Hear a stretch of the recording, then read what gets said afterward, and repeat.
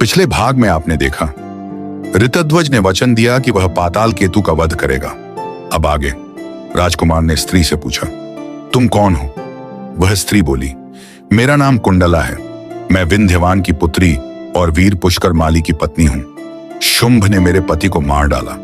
तब से मैं तीर्थों में विचरण करती हूं। जब मुझे पता चला कि पाताल केतु इसे देवलोक से ले आया है तो मैं इसके पास आ गई। आज पाताल केतु शूकर का रूप लेकर मृत्युलोक में गया था। सुना है कि वहां किसी ने उसे बाण से घायल कर दिया। राजकुमार ने फिर पूछा, यह कन्या मूर्छित क्यों हो गई? कुंडला बोली, आपको देखते ही इसे आपसे प्रेम हो गया है, लेकिन इसका विवाह तो उस वीर से होना है जिसने दानव को घायल किया। इसी उलझन और वेदना से यह मूर्छित हो गई है।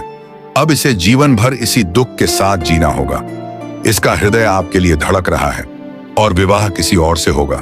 अब आप बताइए, आप कौन हैं? यहां कैसे पहुंचे? राजकुमार ऋतध्वज ने उत्तर दिया, मैं राजा शत्रुजित का पुत्र हूं। पिता की आज्ञा से महर्षि गालव के आश्रम पर मुनियों की रक्षा करने गया था। वहीं एक दानव शूकर का रूप लेकर आया।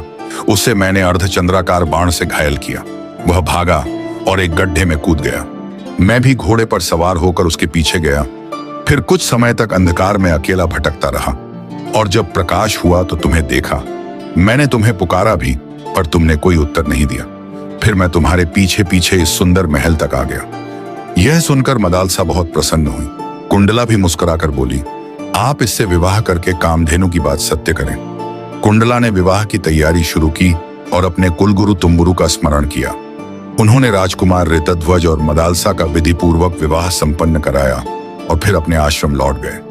विवाह के बाद कुंडला ने मदालसा से कहा, तुम्हें सुखी देखकर मेरा मनोभाव पूर्ण हो गया। फिर उसने मदालसा को गले लगाया, राजकुमार को प्रणाम किया और अपने स्थान को चली गई। ऋतध्वज ने मदालसा को अपने घोड़े पर बैठाया और पाताल लोक से बाहर निकलने की तैयारी की।